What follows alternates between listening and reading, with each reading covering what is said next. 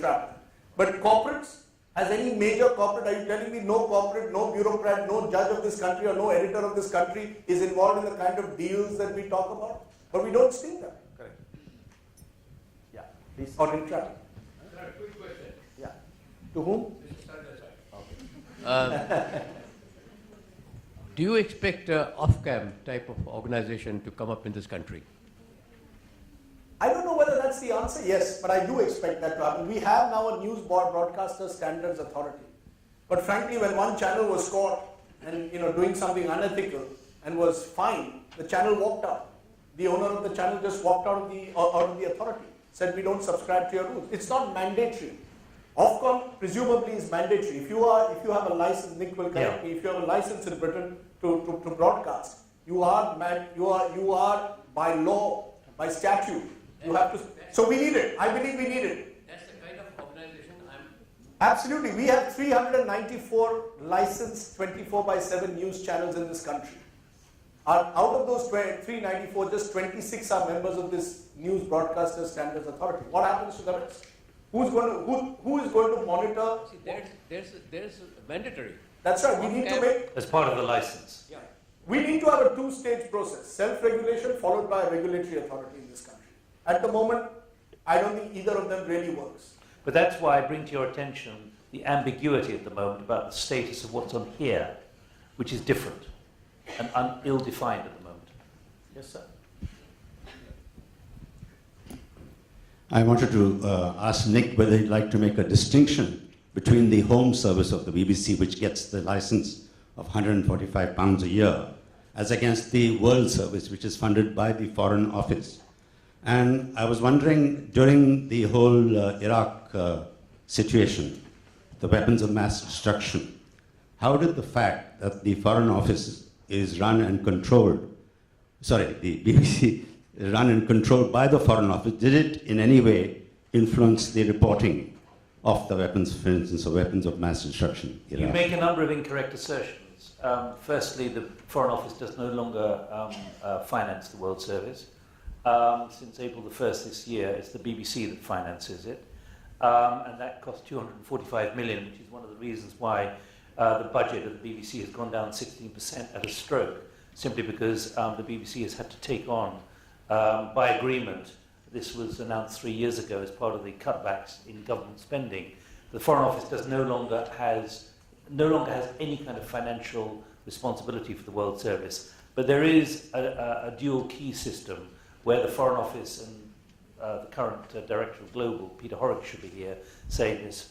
But the Foreign Office therefore does still have a dual key on decisions made, which are very difficult, including the closing of several services, which have had to be done with the agreement of the Foreign Office, but that's not because they have any financial influence.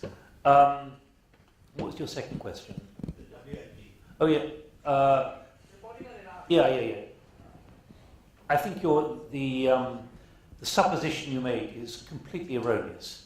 I've been working in this business for 40 years, and I was there during all of this. At no point do I get any sense that there was any expectation of the BBC doing things in a certain way about weapons of mass destruction.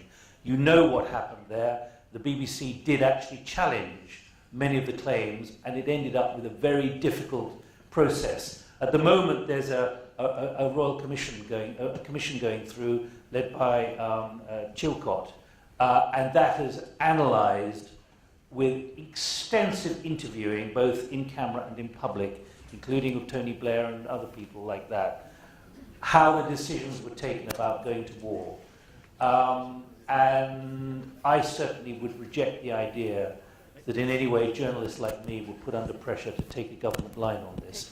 Many of us were actively questioning it. And Andrew Gilligan, who did it at 6:06 one morning on the Today programme, did get himself into some considerable difficulty, and the BBC was in difficulty. But we questioned it, and with every good reason. If we have time for one last quick question, please keep the question short and the answer short. I think. Hi, my question is directed to both of you. I have a question about protecting your source versus obstruction of justice.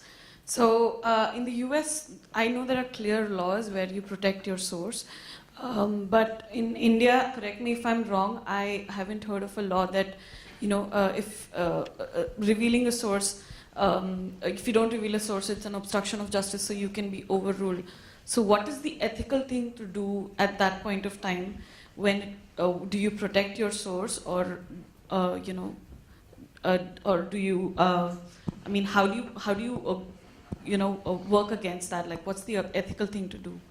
Well, the law is clear. The Delhi High Court judgment that we got, in fact, in a story that we did with Cobra Post, in one of the stories, made it very clear that we were not mandated to reveal our source. I believe it's gone now in appeal to the Supreme Court, and you never know with our judges, what they'll do next.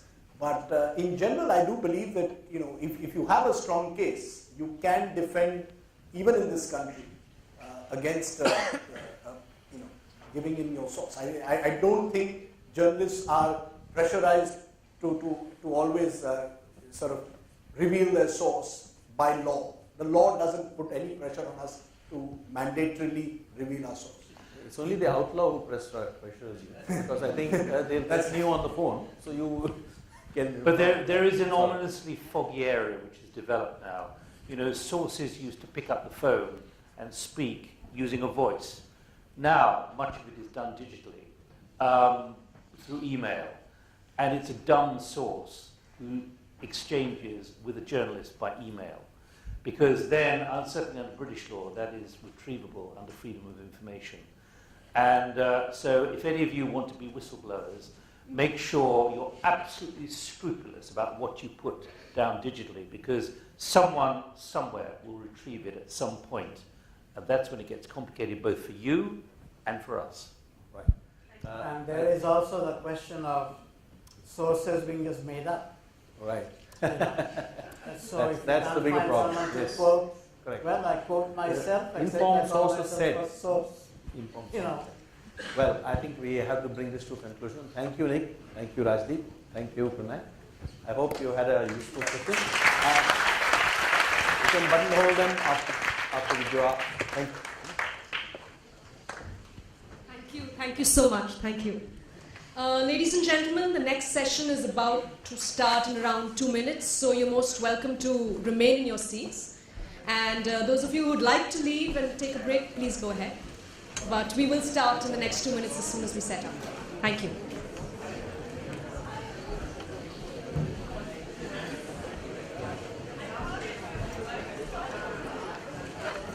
The next session is Perils of Politics and Journalism.